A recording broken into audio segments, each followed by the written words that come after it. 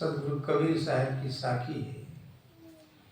साखी आँखी ज्ञान की, साखी आँखी ज्ञान की, जो समझे मन मारे, और बिन साक्षी संसार का झगड़ा छूटत नहीं। कहने का तात्पर्य ये है कि साखी आँखी ज्ञान की, साखी है आँखी भी है, ज्ञान सब कुछ है।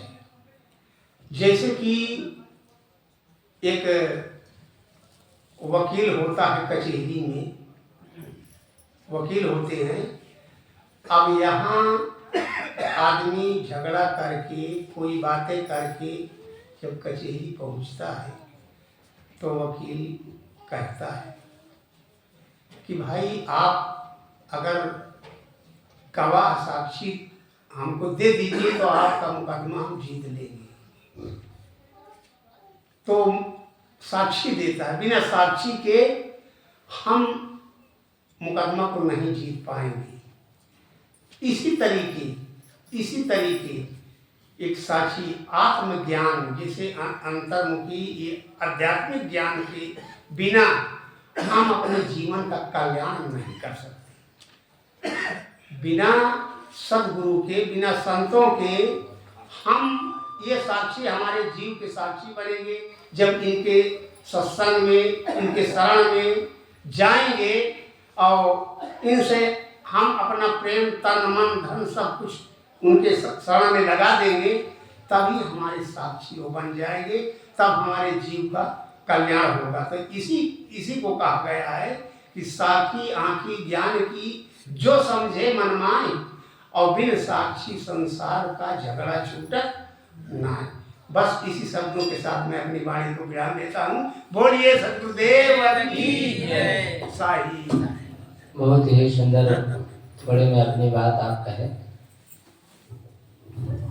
साखी शब्द या जो भी हम गाते हैं, कहते सुनते हैं, वो अपने कल्याण के लिए। वैसे पारखी संत गुरजन कोई भी काम करते हैं अपने कल्याण के लिए करते हैं। संत लोग तो ये भी कहते हैं कि हम दूसरे को सुधारने के लिए ठेका नहीं लिए, लेकिन वो ठेका जैसे हो ही जाता है अपने आप। जैसे माँ भोजन बनाती है तो अकेले के लिए थोड़ी बनाती है, सबके लिए बना लेती है। अब चाहे तो अपने लिए ही खा ले चुपचाप बना के, लेकिन नहीं, उसी में जुड़ा हुआ है पूरा परिवार। ऐसे संत बनने का मतलब ये पूरे संसार से जुड़ जाना।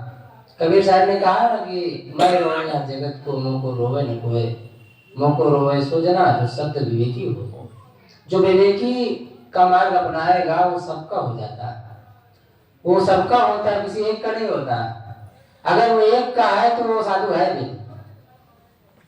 अगर एक पक्ष में है तो किसी का है भी नहीं हो। तो इसलिए हमें विचार करना है, विचार पूर्वक अपने जीवन को जीना है। बिना विचारे जो करे सो पाछे पछताए। तभी आपने बहुत सुंदर विचार सुना। अब हम चलते हैं।